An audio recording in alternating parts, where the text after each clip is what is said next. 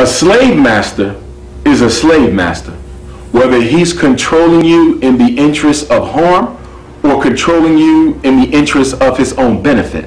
And unfortunately, African people have not been able to distinguish between a slave master and someone who is doing some sort of benevolent service for the sake of that service.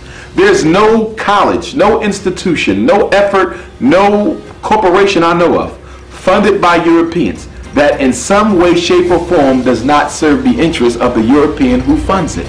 And unfortunately, we have become so greedy for the health of other people and so dependent on white love in the form of philanthropy that we can't see that the funding that we're being given is being used as a noose around our neck to control our behavior. For example, if you take the NAACP and Urban League, both of them started by Europeans for the interests, so-called interests of black people.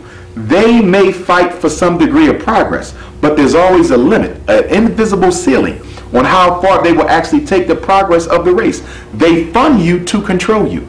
No European is going to fund any African initiative that seeks to make the African equal to the European.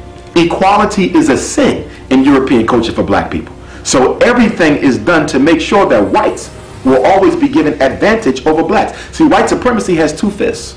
The left fist is white racism against black people. The right fist is white privilege for white people. It's two hands. Okay? And what we fail to realize is that when Europeans fund black people, they fund them for their own destruction. They fund you to control you. In fact, I've come across some research recently that says the FBI and the CIA are actually funding black organizations, unbeknownst to the black organization, simply to control their direction. Because if the money you need for progress is coming from me, I can erase that progress overnight just by stopping the funding.